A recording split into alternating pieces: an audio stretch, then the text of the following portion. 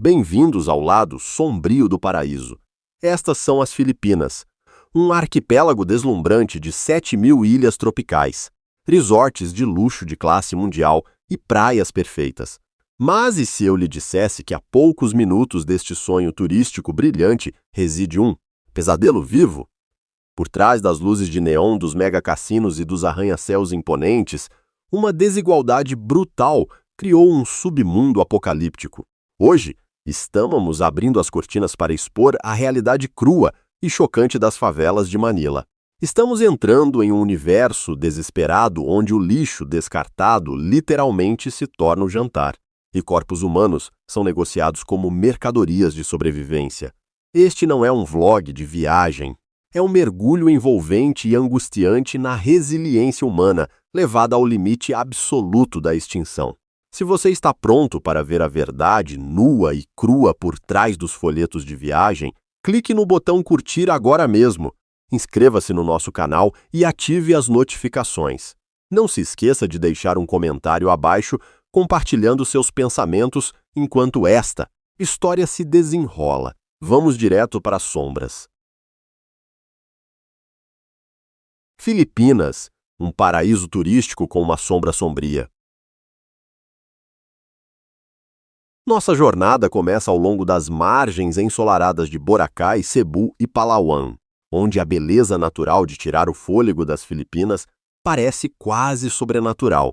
Visitantes de todo o mundo ficam universalmente encantados com o inglês fluente dos habitantes locais, sua musicalidade artística e sorrisos fáceis, consolidando a reputação da nação como uma potência global de hospitalidade.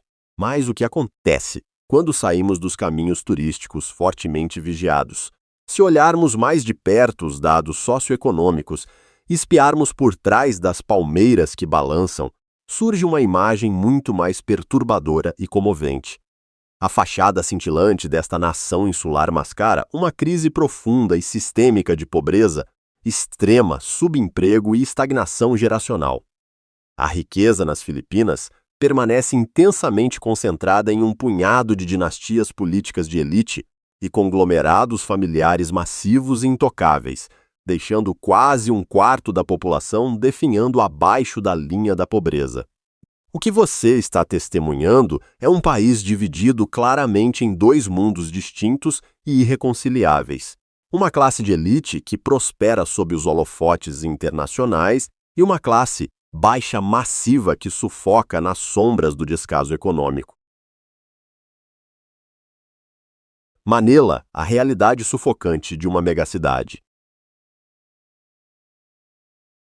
Para vivenciar o epicentro desta divisão nacional, devemos navegar até a região metropolitana de Manila, uma megacidade caótica e em expansão que atualmente cede sob o peso de mais de 14 milhões de residentes. Como uma das zonas urbanas mais densamente povoadas do planeta, a capital assemelha-se a uma enorme panela de pressão de tráfego congestionado, poluição industrial sufocante e migração rural descontrolada. Pessoas abandonam suas tranquilas terras agrícolas provinciais todos os dias, fluindo para a capital, com nada além de uma mala e um sonho desesperado de uma vida melhor. Observemos o forte contraste arquitetônico que define a linha do horizonte metropolitana.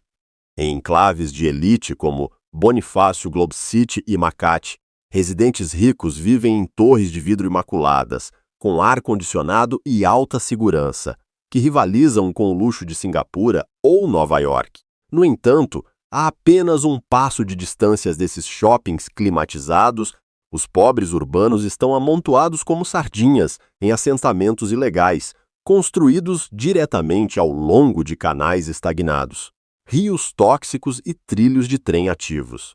Esta urbanização rápida e não gerenciada superou completamente a infraestrutura municipal, transformando Manila em um labirinto extenso onde os necessitados são forçados a lutar por cada centímetro quadrado de sobrevivência física. Tondo por dentro da favela mais infame da capital. Vamos agora nos aventurar diretamente em Tondo, um distrito notório que faz fronteira com o Primpautu Porto de Carga de Manila e que se apresenta como o símbolo máximo e dilacerante da decadência urbana. Cruzar o limiar invisível desta favela massiva choca completamente os sentidos humanos, substituindo instantaneamente o zumbido comercial da cidade pelo odor pungente de resíduos em decomposição, plástico queimado e água cinzenta estagnada. Em Tondo, milhões de pessoas vulneráveis vivem amontoadas em barracos improvisados construídos com pensado empenado, ferro corrugado, enferrujado e folhas de vinil de outdoors descartados. Famílias compostas por 3 gerações, até 10 indivíduos, compartilham rotineiramente um único cômodo sufocante que serve simultaneamente como cozinha, sala de estar e quarto. As crianças aqui crescem brincando em becos estreitos e lamacentos, sufocados por poeira industrial, animais de rua e redes de esgoto a céu aberto. Para os residentes encurralados de Tondo, a privacidade é um conceito de luxo que simplesmente não existe, e a vida cotidiana é medida pela capacidade de manter seus parcos pertences secos. Quando a maré sobe e empurra a água suja do oceano para dentro de suas portas. Smoky Mountain, onde o lixo era a fonte de vida. Para entender as raízes históricas desse desespero, devemos olhar para um lugar chamado Smoky Mountain. Por mais de 4 décadas, esta infame e imponente montanha de resíduos sólidos serviu como principal depósito de lixo para toda a área metropolitana de Manila. Ganhou seu nome assustador devido às camadas contínuas de fumaça branca e espessa que subiam de seu núcleo, causadas pelo gás metano preso que entrava em combustão espontânea nas profundezas do lixo em decomposição. Enquanto a comunidade internacional via a Smoky Mountain como um desastre ambiental apocalíptico, para as milhares de famílias que viviam em sua base, ela era literalmente uma tábua de salvação. Gerações de catadores acordavam antes do amanhecer para escalar esta colina perigosa, usando as mãos nuas e ganchos de metal enferrujados para extrair garrafas plásticas, latas de alumínio, sucata e alimentos descartados. Embora o governo tenha fechado oficialmente a montanha principal e tentado realocar seus moradores, o ciclo da pobreza não foi quebrado tão facilmente. Hoje, lixões satélites menores e estações de transferência de resíduos ainda atraem multidões de pessoas desesperadas que veem o lixo descartado da cidade não como sujeira, mas como sua única fonte de renda diária. Pag-Pag, o banquete de restos descartados. À medida que mergulhamos mais fundo nas estratégias de sobrevivência dos mais pobres de Manila, encontramos um fenômeno que estilhaça completamente a consciência. Uma indústria culinária local construída inteiramente em torno de um alimento, chamado Pag-Pag. No idioma nativo tagalo, a palavra significa literalmente sacudir a poeira, mas no vocabulário sombrio das favelas, refere-se a uma refeição de sobrevivência feita a partir de lixo reciclado de restaurantes.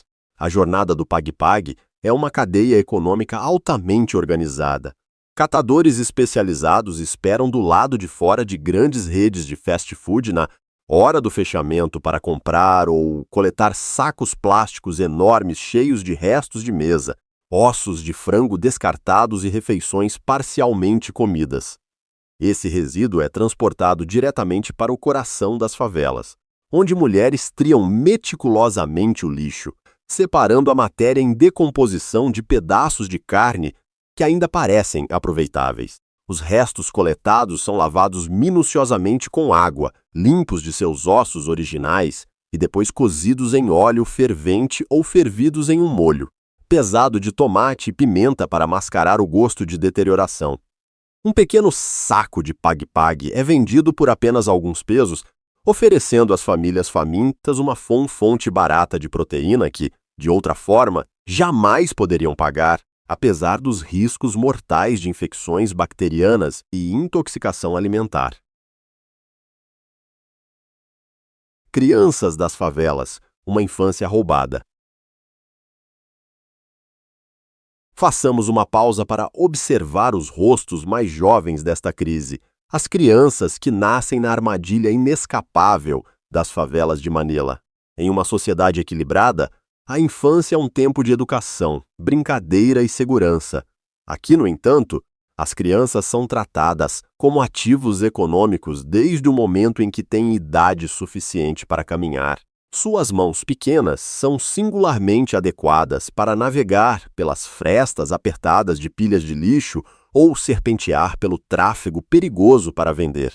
Guirlandas de flores de jasmim a motoristas ricos. Para essas crianças, o conceito de uma juventude despreocupada é inteiramente estranho. Elas crescem com uma consciência aguda da fome e do custo financeiro preciso da sobrevivência de sua família. Embora o governo filipino ofereça educação primária gratuita e as escolas locais representem um belo farol de esperança, a dura realidade da pobreza afasta constantemente esses alunos de suas carteiras.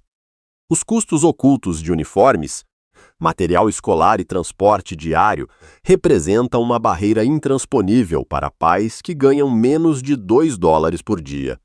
Consequentemente, muitas crianças abandonam a escola antes de terminar o ensino fundamental, sacrificando sua educação a longo prazo para se tornarem trabalhadores braçais imediatos, garantindo que as pesadas correntes da pobreza geracional permaneçam intactas.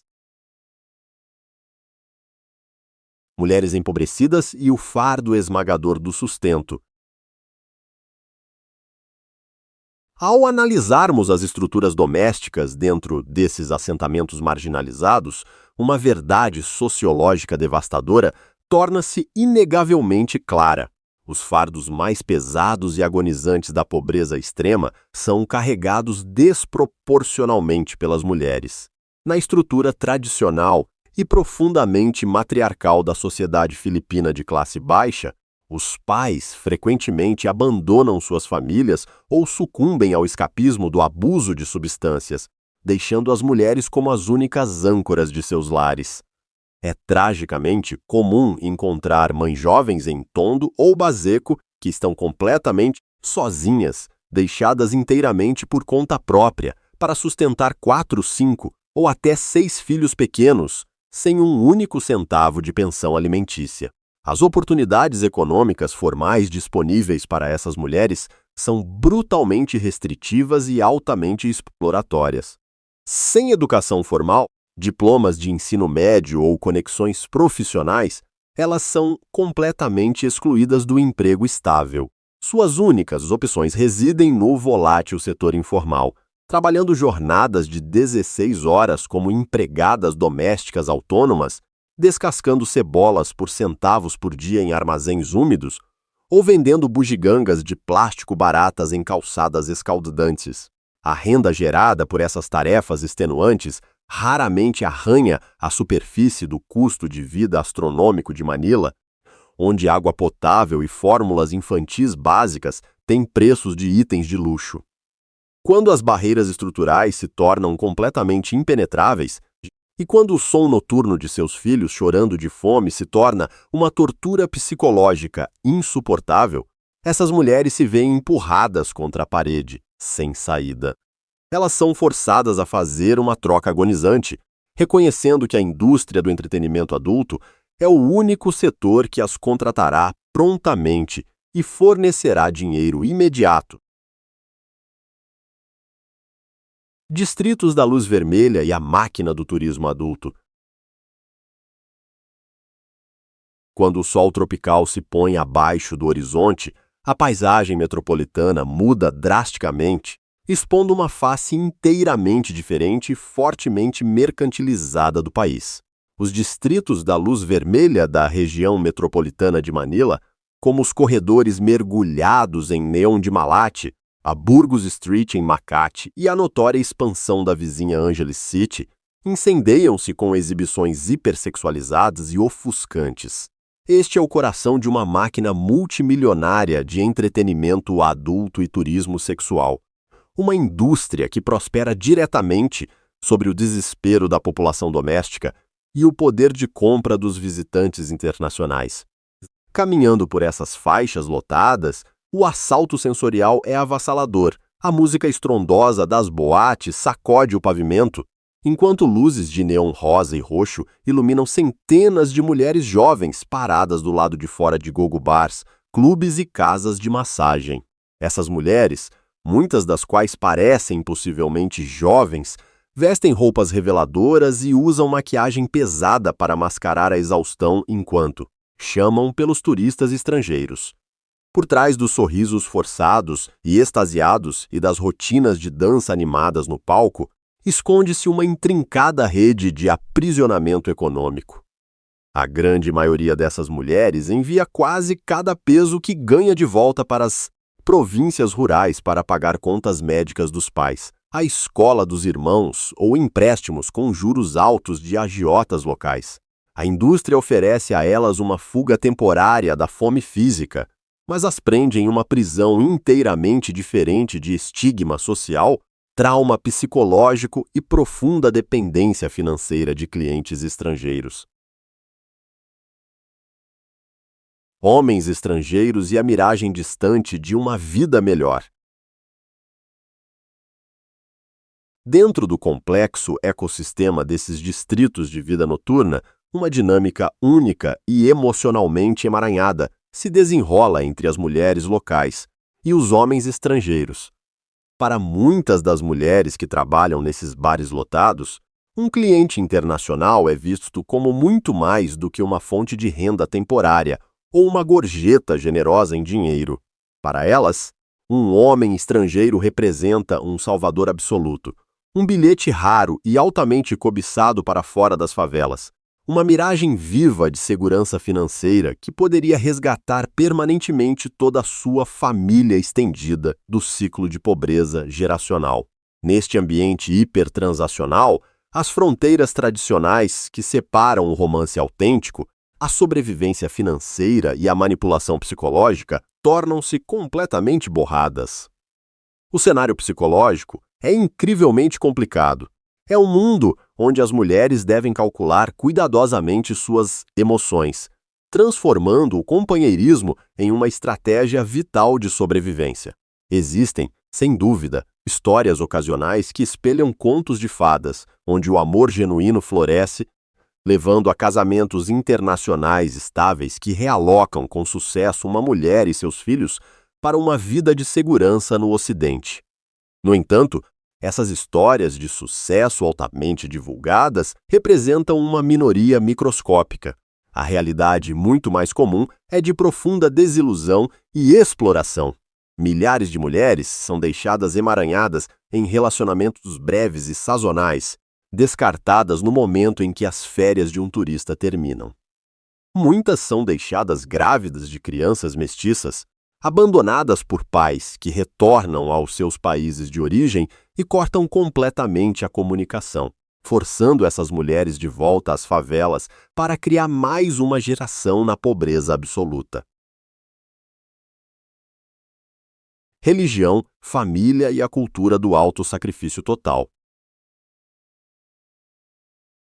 Para compreender verdadeiramente por que tantos indivíduos suportam essas condições terríveis sem se revoltarem, é preciso olhar para os profundos pilares culturais das Filipinas, uma devoção profunda à fé católica e uma lealdade absoluta e inegociável à unidade familiar. Como a maior nação cristã da Ásia, o tecido cultural das Filipinas é intensamente entrelaçado com a iconografia religiosa. Cada jeepney, porta de barraco e vestiário de boate apresentam um santuário ao Santo Ninho ou à Virgem Maria. Esta espiritualidade intensa proporciona conforto, mas também fomenta um profundo senso de fatalismo, uma crença generalizada de que o sofrimento na Terra é um teste divino de resistência. Este arcabouço religioso reforça fortemente o conceito de utang na lube, uma dívida impagável de gratidão devida aos pais. Nas Filipinas, a família é a única rede de segurança social real. Não há auxílios governamentais ou fundos de aposentadoria para os idosos pobres. Portanto, quando uma família cai em ruína financeira, Espera-se culturalmente que a filha ou o filho mais velho assuma todo o fardo, não importa o custo pessoal. Muitas mulheres jovens entram voluntariamente na indústria do entretenimento adulto ou suportam condições de trabalho degradantes, vendo seus próprios corpos como um sacrifício necessário no altar da sobrevivência familiar. Elas sofrem em silêncio absoluto, encontrando conforto na crença de que sua resistência garantirá uma vida melhor para seus entes queridos e a salvação no próximo mundo.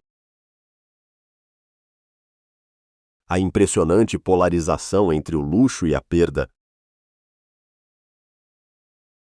Vamos dar um passo atrás e observar o traçado geográfico de Manila, que apresenta uma das justaposições mais visualmente chocantes e moralmente perturbadoras de qualquer capital global.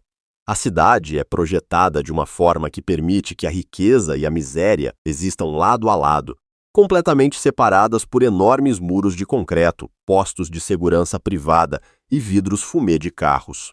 Um turista rico pode chegar ao aeroporto internacional, andar em uma limusine particular por uma rodovia elevada e passar uma semana inteira dentro.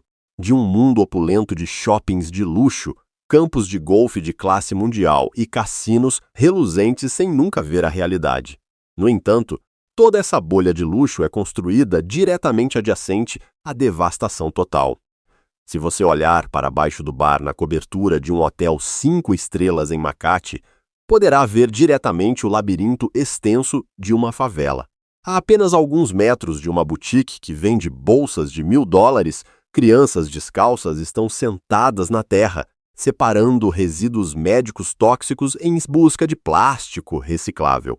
Esta polarização absoluta cria uma experiência turística inquietante.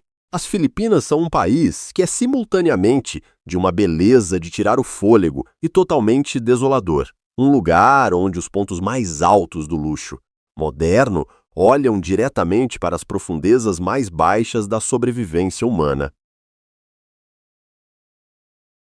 Filipinas, onde os pobres escolhem a esperança em meio ao desespero. Ao chegarmos à conclusão desta jornada intensa pelas sombras de Manila, somos deixados com uma verdade final e paradoxal que desafia a lógica. Apesar da pobreza extrema de Tondo, dos vapores tóxicos dos lixões e da exploração nos distritos da luz vermelha, a emoção predominante encontrada nessas comunidades não é raiva, amargura ou derrota.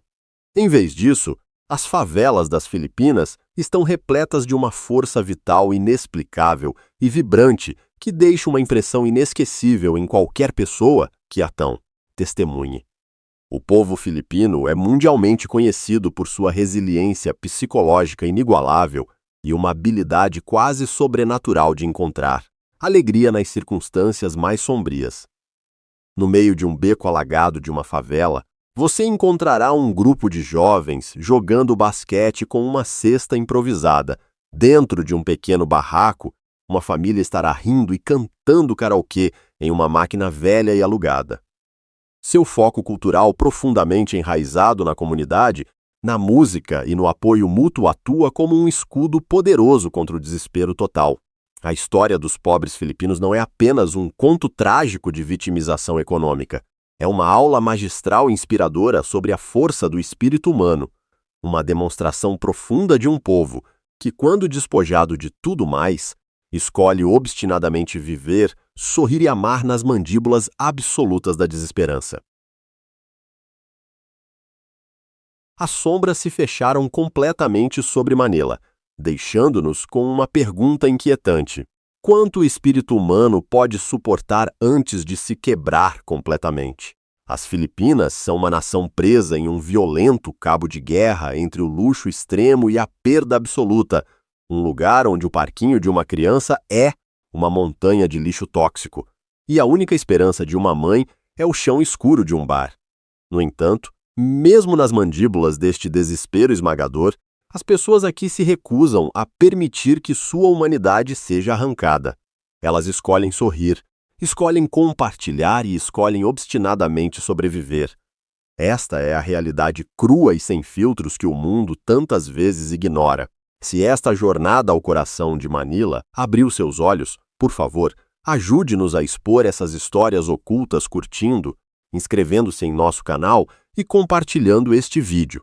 Deixe um comentário abaixo. A esperança pode realmente sobreviver em um lugar como este? Obrigado por assistir e nos vemos na próxima investigação.